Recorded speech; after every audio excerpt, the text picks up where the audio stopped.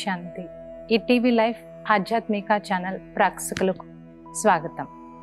మానస కార్యక్రమానికి సుస్వాగతం. ఈరోజు మనం తెలుసుకోబోయే టాపిక్ చీకటి వెలుగు. మన ఈ జీవితం ఉండేదే చీకటి వెలుగుల మధ్య. అయితే అసలు చీకటి అంటే ఏంటి, వెలుగు అంటే ఏంటి? జ్ఞానంతో కూడినటువంటి జీవితం అంతా వెలుగుతో కూడుకున్నది. అజ్ఞానంతో కూడిన జీవితం చీకటితో కూడుకున్నది. అజ్ఞానంలో ఉన్న వ్యక్తికి ఎప్పుడూ చీకటే ఉంటుంది. జ్ఞానంలో ఉన్న వ్యక్తి ఎప్పుడూ సంపూర్ణంగా ఆనందంగా ఉంటాడు, అంటే వెలుగులో ఉంటాడు. జ్ఞానం అనేటువంటి వెలుగు మనలో ఉన్నటువంటి దుఃఖాన్ని, అశాంతిని అన్నిటినీ కూడా తొలగిస్తూ ఉంటుంది. చీకటి ఏం చేస్తుంది అంటే, ఎవరైనా ఒక వ్యక్తి చీకటిలోకి వెళ్ళాలి అంటే చాలా భయపడతాడు. ఎందుకు అంటే చీకటి భయం. అదే వెలుగులోకి వెళ్ళాలి అంటే ఎలాంటి భయం కూడా ఉండదు. మనం ఈ రోజు వరకు చీకటిలోకి వెళ్తే భయం అంటున్నాం, అంటే అజ్ఞానంలో ఉండి చాలా భయపడుతూ వచ్చాం. అందుకే ఏ చిన్న విషయం వచ్చినా ప్రతి దానికి భయపడుతూ జీవిస్తున్నాం. అదే ఆధ్యాత్మిక జ్ఞానం మనలో ఉంది అంటే దేనికి భయపడే విషయమే ఉండదు. అయితే చీకటి అంటే ఇప్పటి వరకు ఏదైనా వస్తువు మనకి చీకట్లో కనిపించవు. మనం చీకట్లో ఎన్నో వస్తువులు అందమైన ఉంటాయి, కానీ ఆ చీకట్లో మనకి ఏ వస్తువు కనిపించదు. అదే ఒక్కసారి వెలుగు పడింది అంటే ఆ చీకట్లో ఉన్న వస్తువులు ఏవేవైతే అందమైన ఉన్నవో అవన్నీ చాలా మంచిగా కనిపిస్తాయి. అలానే మన ఈ జీవితంలో కూడా అజ్ఞానం అనే చీకట్లో ఉన్నప్పుడు మన చుట్టూ ఉన్న ఎంత అందమైన వస్తువులైనా కనిపించవు, అంటే ఎంత అందమైనదైనా కానీ కనిపించదు.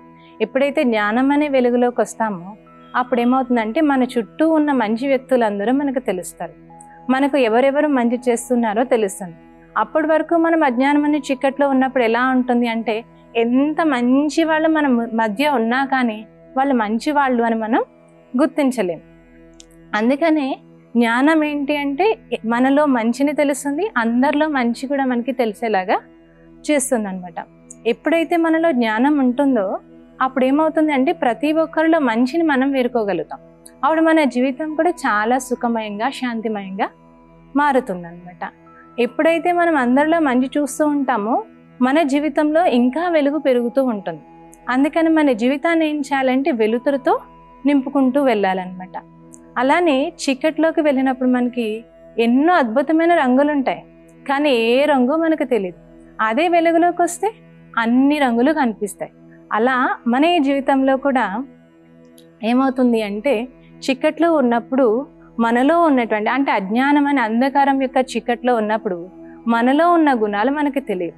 ఎప్పుడైతే జ్ఞానం, ఆధ్యాత్మిక చింతన, ఆధ్యాత్మిక జ్ఞానంలో ఉన్నామో మనలో ఉన్న దివ్య గుణాలన్నీ మనకి తిరిగి వస్తూ ఉంటాయి. అంటే మనలో దివ్య గుణాలు ఏమున్నాయి అంటే జ్ఞానం, పవిత్రత, సుఖము, శాంతి, ఆనందం, ఇవన్నీ మనలో ఉన్నటువంటి గుణాలు.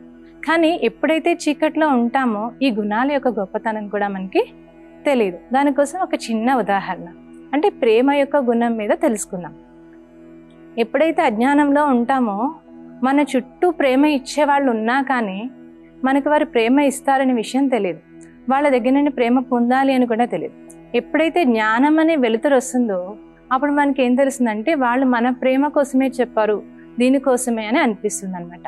దానికోసం ఒక చిన్న ఎగ్జాంపుల్ ఏంటి అంటే, ఒక కోడలు అత్తవారి ఇంటికి వెళ్తుంది. అత్తవారి ఇంటికి వెళ్ళగానే ఆ అత్తగారి ఇంట్లో ఎలా ఉంటుంది అంటే ఆ కోడలికి ఏమీ నచ్చదు. అత్త ఏం చెప్పినా ఆమెకి నచ్చదు, ఈమె అంటే కూడా అత్తగారికి ఏమాత్రం నచ్చదు. ప్రతి సెకండ్ ఇద్దరికి ఏదో చిన్న పెద్ద విషయంలో గొడవలు జరుగుతూనే ఉండేది.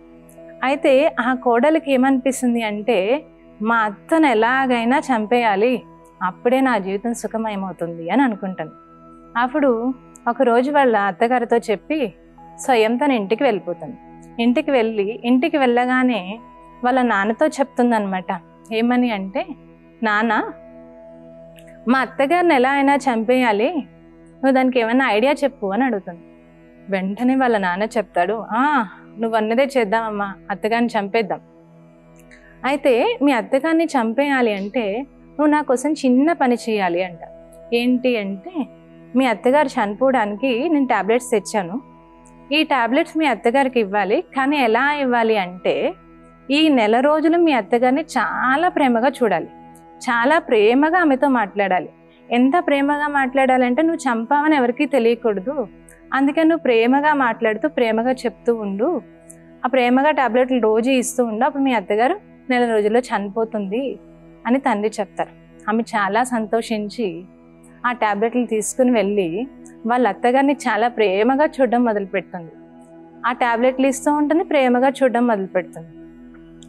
ఎంతగా ఈమె ప్రేమని ఇస్తూ మొదలుపెట్టిందో ఆమె దగ్గర నుంచి కూడా తిరిగి అంతే ప్రేమ లభిస్తూ ఉందన్నమాట. అప్పుడు ఏమవుతుంది అంటే ఆమెకి చాలా ప్రేమ కోడలంటే ఏర్పడుతుంది. అందుకని కొడుకును కూడా ఏమైనా అనడానికి వెనకాడు. ఇద్దరు ఎంత కలిసిపోతారంటే ప్రేమతో ఒకరంటే ఒకరు ఉండకుండా ఉండలేరనమాట. అంత ప్రేమగా ఇద్దరు అయిపోతారు. అయిపోయిన తర్వాత ఇంకా 29 రోజులు అయిపోయాయి. ఇంకా లాస్ట్ ఒక రోజు ఉంది. ఆ రోజు టాబ్లెట్ ఇస్తే అత చనిపోతుంది. ఆ విషయం ఆమెకి సడన్గా గుర్తుకొస్తుంది. ఇన్ని రోజులు టాబ్లెట్లు వేసేసాను అత్త చనిపోవాలని, ఇప్పుడు ఆమె చనిపోతే నా జీవితం ఏంటి బాబాయ్, మా అత్తగారు నాకు తప్పనిసరిగా కావాల్సిందే, అమ్మో ఇప్పుడు మా నాన్న దగ్గరికి వెళ్ళాల్సిందే అని పరుగున వాళ్ళ నాన్నగారి దగ్గరికి వెళ్తుంది. వెళ్ళి నాన్నగారండి మా అత్తగారు చనిపోకూడదు, మా అత్త చాలా మంచిది, చాలా ప్రేమని ఇచ్చేటువంటిది, నాకే తెలియక నేను మా అత్త చెడ్డదని చెప్పి మీతో టాబ్లెట్స్ తీసుకుని ఆమెకి వేస్తూ వచ్చాను. ఇప్పుడు మీరు ఏదైనా సరే మా అత్తగారిని బతికించే బాధ్యత నీదే తండ్రి అని అడుగుతుంది. అప్పుడు తండ్రి చిరునవ్వు నవ్వుతూ వెంటనే చెప్తాడు, అవి నీరసం టాబ్లెట్లమ్మా, మీ అత్తకి ఏం కాదు, నీకు ఆ సెకండ్ అజ్ఞానం అనే అంధకారంలో పూర్తిగా నిండిపోయి ఉన్నావు. అప్పుడు ప్రేమ ఇవ్వు అని చెప్తే ప్రేమనివ్వవు. అది యుక్తిగా నీకు చెప్పి ఆ ప్రేమ గొప్పతనాన్ని చూపిస్తే, ఆ వెలుగు చూపిస్తే ఆ వెలుగులో నువ్వు జీవించి మీ అత్తగారిని కూడా జీవించేలాగా చేస్తావు. అందుకోసమని నేను అలా చెప్పానమ్మా అని చెప్తాడనమాట ఆ తండ్రి. ఆమె ఎంతో సంతోషించి తిరిగి అత్తగారి దగ్గరికి వెళ్ళిపోతుంది. ఆమె చాలా సంతోషిస్తుంది. ఇద్దరు కూడా చాలా సంతోషంగా జీవితాన్ని జీవించడం కొనసాగుతుంది. మనం ఎప్పుడైతే ఎదుటి వాళ్ళకి ప్రేమ ఇస్తామో మనకి అంత ఇంకా రెట్టింపు ప్రేమ పెరుగుతుంటుంది. అంటే మనం ఎప్పుడైతే వెలుగులోకి వెళ్తామో, జ్ఞానం అనే వెలుగులోకి వెళ్ళి ఒక్కొక్క గుణాన్ని ధారణ చేస్తూ ఉంటామో, అప్పుడు ఏమవుతుంది అంటే వేరే వారు కూడా మన ద్వారా ఆ గుణాన్ని ధారణ చేస్తారు. అంటే వేరే వారిని కూడా మనం వెలుగులోకి తీసుకెళ్ళగలుగుతాం. అసలైన వెలుగు అంటే ఇది. అంటే మనం ప్రేమగా ఉండాలి, 10 మందిని ప్రేమగా ఉంచేలాగా చేయాలి. అదే అసలైనటువంటి వెలుగు అనమాట. అలా మన ఈ జీవితంలో చూడండి అనేక రకాల సమస్యలు వస్తూ ఉంటాయి. ఆ సమస్యలు అన్నిటినీ కూడా ఈజీగా దాటుకు వెళ్ళిపోతాం ఎప్పుడు ఆధ్యాత్మిక జ్ఞానం ఉన్నట్లయితే. ఎలాగైతే చీకట్లో మీకు ఏదన్నా ఉంది అనుకోండి, నడిచి వెళ్తూ ఉన్నారనుకో, అక్కడ ఏమన్నా అడ్డు ఉన్నా సరే అది ఉందో లేదో మనకి తెలియదు, ఎందుకంటే చీకటి వల్ల ఏం కనిపించదు. అదే వెలుతురులో మనం వెళ్తూ ఉంటే అక్కడ ఏ వస్తువు ఉందో ఏంటో తెలుస్తుంది. ఆ వస్తువుని చూడగానే మనం ఏం చేస్తాం, ఇక్కడ ఈ వస్తువు ఉంది, కాళ్ళు దాటి ముందుకు వెళ్ళాలి అని అనిపిస్తుంది. అలాగే ఆధ్యాత్మిక జ్ఞానం అనే వెలుగు మన దగ్గర ఉంది అనుకోండి, అప్పుడు మనకి ఏదన్నా ఒక సమస్య వచ్చినా, విషయం వచ్చినా, ఏం వచ్చినా అది మనం ఎందుకు వచ్చిందో తెలుసుకోగలుగుతాం. ఎప్పుడైతే ఆ విషయాన్ని మనం తెలుసుకోగలిగామో అప్పుడు ఆ విషయం నుండి మనం ఈజీగా దాటి ముందుకు వెళ్ళిపోగలుగుతాం. అప్పుడు మనకి ఆ సమస్య కూడా సమస్యలాగా అనిపించదు, చాలా ఈజీగా అనిపిస్తుంది. ఎలా అయితే చూడండి, స్కూల్లో పిల్లలకి ఫార్ములా తెలియదు అనుకోండి, ఆ ఫార్ములా తెలియనప్పుడు సమ్ చేయాలంటే చాలా కష్టం అవుతుంది. అదే ఫార్ములా తెలిసిందనుకోండి, ఆ ఆన్సర్ ఏమవుతుంది అంటే వితిన్ సెకండ్లో చేసి చూపిస్తారు. అలా మన జీవితంలో కూడా మనకి ఆధ్యాత్మిక జ్ఞానం అనే వెలుగు ఉన్నప్పుడు ఏమవుతుంది అంటే ఎలాంటి పెద్ద సమస్య అయినా కానీ సమస్యలాగా అనిపించదు, అది చాలా ఈజీ అనిపిస్తుంది. మనం ఈజీగా దాటి ముందుకు వెళ్ళిపోగలుగుతాం అన్నమాట. అలానే ఇప్పుడు మనం ఏదన్నా ఒక మార్గంలో వెళ్తున్నాం అనుకో, అదే చీకటి మార్గంలో వెళ్తున్నాం అనుకో, ఎటు వెళ్ళాలో తెలియదు, ఒక కన్ఫ్యూజన్ ఉంటుంది మనకి. ఎందుకంటే చీకట్లో దారులు కన్ఫ్యూజ్ అయిపోతూ ఉంటాం. అదే వెలుతురులో వెళ్తే మనకి ఏ దారి కన్ఫ్యూజన్. అలాగే ఆధ్యాత్మిక జ్ఞానం ఉన్నప్పుడు ఏమవుతుందంటే ప్రతి దారి మనకి స్పష్టం ఉంటుంది. ఎందుకంటే జ్ఞానం ఉన్న కారణంగా అది సరైనదా కాదా అని పరిశీలించే ఒక అవగాహన ఉంటుంది. ఎప్పుడైతే మనం ఆ విషయాన్ని పరిశీలించగలుగుతామో, ఆ పరిశీలించినప్పుడు ఇది కరెక్టే వే, సో నేను వెళ్ళొచ్చు అని అనిపిస్తుంది. అప్పుడు వెంటనే వెళ్ళగలుగుతాం అనమాట.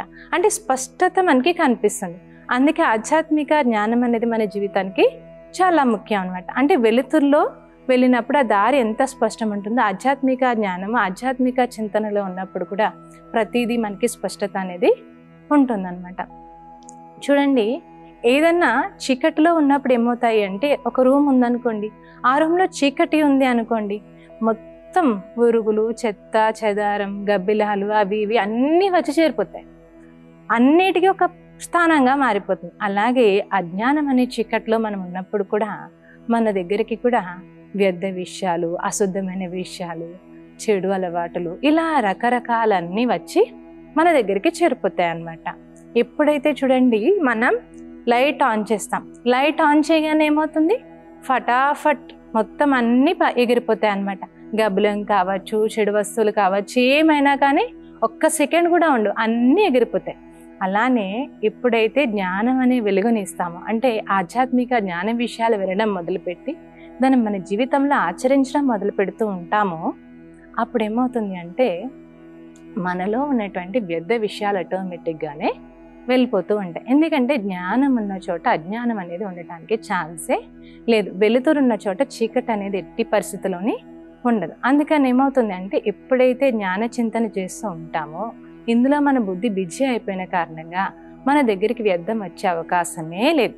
అలానే అనవసరమైన విషయాలు వచ్చే అవకాశమే లేదు. అలానే ఇంకేమి రావు అంటే మన దగ్గరికి చెడు అలవాట్లు వచ్చే అవకాశమే ఉండదు. ఈ మంచితనంతో మనం నిండిపోయి ఉన్న కారణంగా చెడు చెయ్యాలి అన్న ఆలోచన మనకి పొరపాటును కూడా రాదు. అంటే వెలుగులో ఉన్నప్పుడు ఏమవుతుంది అంటే మనకి చెడు అలవాట్లు అనేవి ఉండవు. మనలో ఉన్న అలవాట్లన్నీ కూడా పటాపంచలు అయిపోతాయి. అందుకని మనకి జ్ఞానం అనే వెలుగు, జ్ఞానం అనే ఆచరణ తప్పకుండా కావలసి ఉంటుందన్నమాట. కానీ ఈ జ్ఞానం అనే వెలుగులో కూడా చాలామంది మేము వెలుగులో ఉన్నాము అనుకుంటూ కూడా చీకట్లోనే ఉంటారు. అలా అంటే మాకు చాలా జ్ఞానం ఉంది అనుకుంటాం, కానీ ఇంకా చీకట్లోనే ఉంటాం. దానికోసం ఒక చిన్న ఎగ్జాంపుల్ తెలుసుకుందాం. ఒక రాజు ఉంటారు, దగ్గర ఒక సన్యాసి కూడా రావడం జరుగుతుంది అనమాట. అయితే అంటే బౌద్ధ ధర్మం యొక్క సన్యాసి అన్నమాట. ఆయన రావడం జరుగుతుంది. రాగానే ఆయన ఊరి చివరు ఉన్నారనే విషయం తెలుసుకుని రాజా సన్యాసిని కలవటానికి, ఆ సాధువుని కలవడానికి వెళ్తారు. వెళ్ళగానే ఆ రాజు సాధువుతో చెప్తాడనమాట. ఏమని అంటే, నేను ఇన్ని రోజుల నుంచి బౌద్ధ ధర్మాన్ని చాలా మంచిగా వృద్ధి చేశాను, ఎన్నో రకాలైనటువంటి మంచి మంచి పీఠాలు పెట్టించాను, అలానే ఎంతోమంది బౌద్ధ ధర్మస్థులకి భోజనాలు వడ్డింపజేశాను, ఎంతోమంది ఆకలిని తీర్చాను, ఇలా ఇలా అని తన గొప్పలు ఏవైతే ఉన్నాయో తను చేసిన పనులన్నీ చెప్పడం మొదలు పెడతాడనమాట. మొదలుపెట్టి రాజు చెప్తాడు, నేను స్వర్గానికి వెళ్తానండి, స్వర్గానికి వెళ్తే ఎక్కడికి వెళ్తాను అని అడగటం జరుగుతుందన్నమాట. ఎప్పుడైతే ఆ విషయం అడిగారో అప్పుడు వెంటనే ఆ వ్యక్తి చెప్తారు, ఆ సాధువు, మీరు స్వర్గానికి వెళ్ళరండి అని. ఆ మాట వినగానే ఈ చక్రవర్తికి చాలా కోపం వస్తుంది. నన్ను స్వర్గానికి వెళ్ళనంటున్నారా అని చాలా కోప్పడతాడు. కోప్పడిన తర్వాత అడుగుతాడనమాట, నేను ఎందుకు స్వర్గానికి వెళ్ళాను? నా దగ్గరికి వచ్చిన చాలా మంది సాధువులు, చాలా గొప్ప గొప్ప వాళ్ళు వచ్చారు. వాళ్ళందరూ నాకు చెప్పారు, మీరు స్వర్గంలో సింహాసనం పక్కన మీ సీట్ ఉంటుంది, లేదా సింహాసనమే మీకోసం వేస్తారు అని చెప్పారు. ఇలా ఎంతోమంది గొప్ప గొప్పగా నా కోసం చెప్పారు, కానీ మీరేమో స్వర్గానికే వెళ్ళనని చెప్తున్నారు, ఇదెక్కడ విషయం అని అడుగుతారనమాట. అప్పుడు ఆయన చెప్తారు, లేదు, మీరు ఎంతైనా చేయండి, ఆ చేసిన తర్వాత చిన్నపాటి అహం కూడా చిక్కటి లాంటిదే. ఆ చిన్నపాటి అహం కూడా మీకు చేసిన పుణ్యాన్నంతా పోగొట్టేస్తుంది అని చెప్తాడనమాట. చెప్పగానే ఆ చక్రవర్తి దానికి ఒప్పుకోకపోతే సాధుని రమ్మని పిలిచిన అని చెప్తాడు, ఈ పాపపు భూమిలో నేను అడుగు పెట్టను. ఏ రోజైతే నేను చేసిందంత అహంతో కానీ భక్తిభావంతో కాదు అని మీరు తెలుసుకుంటారో ఆ రోజు మాత్రమే నేను అడుగు పెడతాను, ఆ రోజు వరకు నేను ఇక్కడ అడుగు పెట్టేదే లేదు అని చెప్తాడు. అని చెప్పేసి ఆయన వెళ్ళిపోతాడు. వెళ్ళిపోయిన తర్వాత కొన్ని రోజులకి, ఒక 10 సంవత్సరాలు అయ్యేసరికి ఏమవుతుంది అంటే ఆ చక్రవర్తి రాజుకి కొంచెం అనారోగ్యం స్టార్ట్ అవుతుంది. అంటే చనిపోయే పొజిషన్కి రావడం మొదలవుతుంది. అప్పుడు ఆయన చాలా రకాల మరణ వేదన అనుభవం చేస్తూ ఉంటాడు. అంటే చాలా రకాల దుఃఖాన్ని అనుభవం చేస్తాడు. అప్పుడు అనుకుంటాడనమాట, అంటే నేను చేసింది పుణ్యం కాదు, నేను చేసిన పుణ్యం అయి ఉంటే ఎంత దుఃఖాన్ని నేను అనుభవించబోయేవాడిని, నా అహంభావంతోనే చేశాను అని ఆయనకు ఒక రీకాలింగ్ వస్తుందన్నమాట. ఎప్పుడైతే ఆయనకి రీకాల్ వచ్చిందో అప్పుడు వెంటనే ఆ సాధువుని పిలిపించమని ఈయన భటులందరికీ చెప్తాడు. ఆయన ఆ 10 సంవత్సరాలు దాటిన తర్వాత ఆయనకి ఆ పొజిషన్లో ఉన్నప్పుడు సాధువుని పిలవడానికి వెళ్ళేసరికి ఆ సాధువు శరీరం ఇచ్చిపెట్టారు అని చెప్తారు.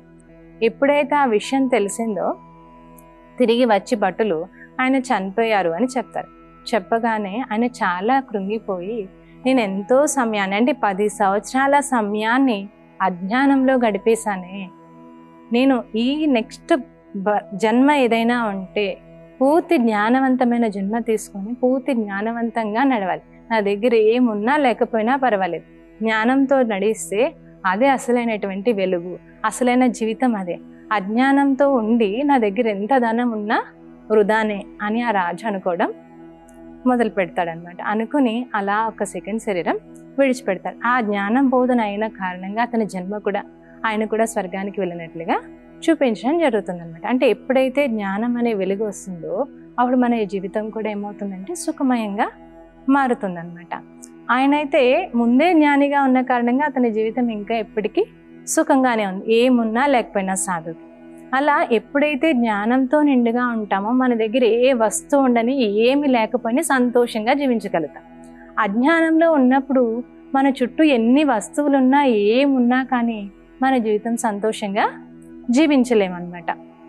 అందుకని మన దగ్గర ఏముండాలి అంటే ఆధ్యాత్మిక జ్ఞానం యొక్క చింతన మన లోపల ఎప్పుడు నడుస్తూ ఉండాలి. ఎప్పుడైతే అది నడుస్తూ ఉంటుందో మనలో ఉన్నటువంటి చీకటి అంతా తొలగిపోతుంది. ఫర్ ఎగ్జాంపుల్ చిన్నది ఏంటి అంటే, ఇప్పుడు ఎవరైనా ఇల్లు ఫుల్ క్లోజ్ చేసి ఉన్నాయి, రాత్రి టైం అయింది, అంతా ఇల్లు అంతా పూర్తిగా చీకటిగా ఉంది. అప్పుడు వెంటనే లోపలికి దొంగలు దూరి ఏమైనా ఎత్తుకెళ్ళిపోవాలి అనుకుంటారు. అదే ఎక్కడైనా ఒక లైట్ ఉంటే లోపలికి వెళ్ళాలి అంటే భయపడతారు. అలా ఈరోజు మనం ఏమయ్యాము అంటే అజ్ఞానం అనే చీకట్లో పూర్తిగా మన తలుపులన్నీ క్లోజ్ చేసి ఉంచాం. అంటే పూర్తిగా అజ్ఞాన చీకట్లో ఉన్నాం. దానివల్ల ఏమైంది అంటే కామం, క్రోధం, మోహం, లోభం, అహంకారం, ఈర్ష్య, ద్వేషాలు, ఈ దొంగలన్నీ వచ్చి చొరబరుచుకున్నారు. ఎప్పుడైతే మొత్తం ఎవరూ లేరు అని తెలుస్తుందో, చీకటిగా ఉంది అని తెలుస్తుందో, అప్పుడు ఆ దొంగలే రాజ్యం చేయడం మొదలు పెడతారు. అలా ఇప్పుడు మన ఈ చీకటి గదిలోకి, మన ఈ చీకటి ఇంట్లోకి ఏమైంది అంటే కామ, క్రోధ, మోహ, లోభాలని దొంగలు వచ్చి ఇవి రాజ్యం చేయడం మొదలుపెట్టాయి. ఎప్పుడైతే ఇవి రాజ్యం చేయడం మొదలుపెట్టాయో ఇదే జీవితం అన్నట్టు నడవటం మొదలు పెట్టేశాం. పూర్తిగా దుఃఖం, అశాంతికి లోనైపోతూ ఉన్నాం అన్నమాట. మరి ఈ దొంగలు పారిపోవాలి అంటే ఏం కావాలి? తప్పనిసరిగా ఒక లైట్ వేయాలి. ఎప్పుడైతే లైట్ వేస్తారో దొంగలు ఏం చేస్తారు? ఎక్కడ దొంగలు అక్కడే గప్చిప్ అంటారు కదా, అలా దొంగలందరూ ఎక్కడికెక్కడ కనిపించకుండా కనుమరుగై దాక్కుంటారు. అలా ఇప్పుడు మనం ఏమేయాలి అంటే జ్ఞానం అనేటువంటి వెలుగు యొక్క లైట్ వేసామనుకో, జ్ఞాన విషయాలనే లైట్ వేసామనుకో, అప్పుడు ఏమవుతుంది అంటే మనలో ఉన్న కామ, క్రోధ, మోహ, లోభాలనే అన్నీ ఒక్కొక్కటి చొప్పున ఆ దొంగలన్నీ బయటికి పారిపోవడం జరుగుతుందన్నమాట. ఇప్పుడు ఏం చేయాలి అంటే శాంతి, సుఖము, ప్రేమ, ఆనందం, ఈ లైట్స్ ఒక్కొక్కటి ఆన్ చేస్తూ వెళ్తూ ఉంటే ఏమవుతుంది, మనలో ఉన్న క్రోధం వెళ్ళిపోతుంది, మనలో ఉన్న మోహం వెళ్ళిపోతుంది, మనలో ఉన్న లోభం వెళ్ళిపోతుంది. ఇలా ఇవన్నీ ఆటోమేటిక్గానే మన నుండి బయటికి వెళ్ళిపోతూ ఉంటాయి. అంటే దొంగలు వీళ్ళంతా కూడా పారిపోతారు. మనం ఇప్పుడు చేయాల్సిన పని ఏంటంటే ఆధ్యాత్మిక జ్ఞానం అనే వెలిగేసి మనలో ఉన్న దొంగలన్నిటినీ కూడా ప్రాలదోలాల్సి ఉంటుందన్నమాట. అలా చాలామంది చీకట్లో ఉండి ఏమంటారు అంటే మమ్మల్ని చీకటి నుండి బయటకు తీయండి అని. కానీ ఈ చీకటి నుండి ఎవరైనా బయటకు తీసేవాళ్ళు వచ్చి తీసినా కానీ ఆ చీకటికి అలవాటు పడిపోయిన వాళ్ళు ఏం చేస్తారంటే తిరిగి మళ్ళీ చీకట్లోకి వెళ్ళిపోతారనమాట. అలా ఎగ్జాంపుల్ ఏంటంటే ఒక పంజరంలో ఒక పక్షి ఉంటుందన్నమాట. అది రాజు పంజరంలో పక్షిని పెడతాడు. అయితే ఆ పక్షి పంజరంలో ఉండి అడుగుతూ ఉంటుంది, నన్ను విడిపించండి, నన్ను విడిపించండి అని.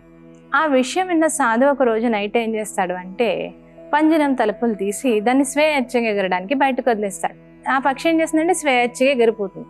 కానీ సాధువు రాత్రి పడుకునేటప్పుడు అనుకుంటాడు, ఈ పక్షి ఎగిరిపోయింది, రేపొద్దున రాజు ఎవరు వదిలారు అని అంటూ ఉంటాడు, ఇప్పుడు ఎవరి సమాధానం ఏం చెప్తారో అని అనుకుంటా ఉంటాడు. కానీ మార్నింగ్ ఆయన లేచే టైంకి పక్షి నన్ను విడిపించండి, నన్ను విడిపించండి అనే శబ్దం వస్తుంది. ఏంటి, నేను దాన్ని విడిపించా కదా, మళ్ళీ విడిపించండి విడిపించండి అని శబ్దం వస్తుంది అని అనుకుని ఆ సాధువు ఆ పంజరం దగ్గరికి వచ్చి చూస్తాడు.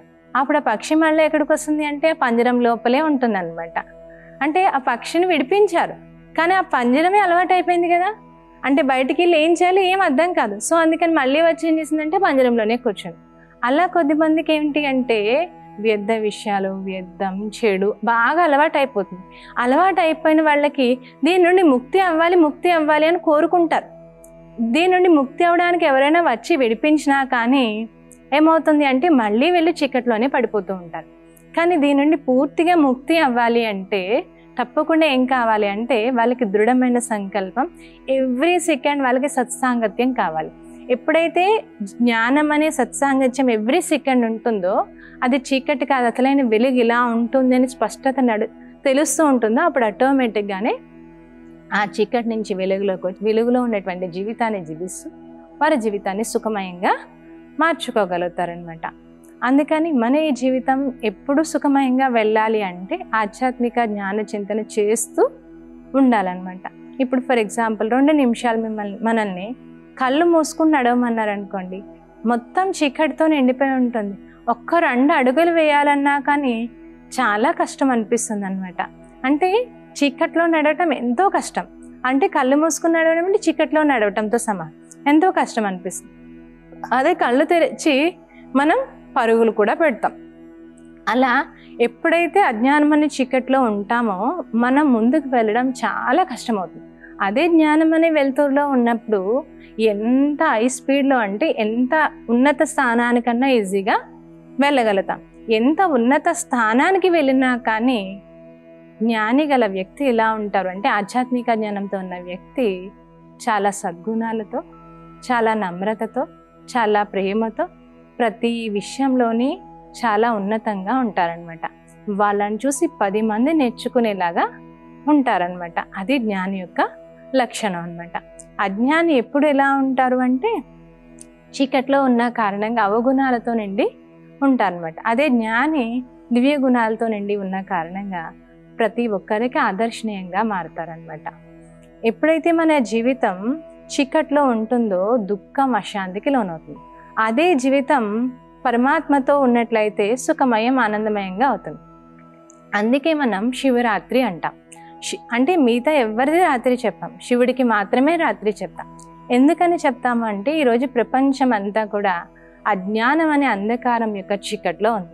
ఎప్పుడైతే అంధకారం అనే చీకట్లో ఉందో అప్పుడు పరమాత్మ భూమి మీద వచ్చి మనందరికీ జ్ఞానం అనే వెలుగునిచ్చి మన జీవితాల్లో జ్ఞానాన్ని నింపి మనల్ని తిరిగి దివ్య గుణాల కలవారిగా తయారు చేస్తారంటే చీకటి నుంచి వెలుగులోకి తీసుకెళ్తాడు. కాబట్టి మనం శివరాత్రిని జరుపుకోవడం జరుగుతుంది. అంటే రాత్రి అంటే స్థూలమైన రాత్రి కాదు, అజ్ఞాన అంధకారమే రాత్రి. ఆ రాత్రిలో పరమాత్మ వచ్చి మనకి జ్ఞానాన్ని ఇచ్చి మన జీవితాన్ని వెలుగులోకి తీసుకెళ్తారు. సో మన ఈ జీవితం ఎప్పుడు వెలుగులో ఉండాలి అంటే ఆధ్యాత్మిక చింతనలో ఉంటూ సుఖమయ జీవితాన్ని జీవిస్తూ ఉండాలన్నమాట. మనం ఈరోజు వెలుగు చీకటి కోసం తెలుసుకున్నాం. మరికొన్ని కొత్త విషయాలతో మళ్ళీ కలుద్దాం. అంతటి వరకు సెలవు.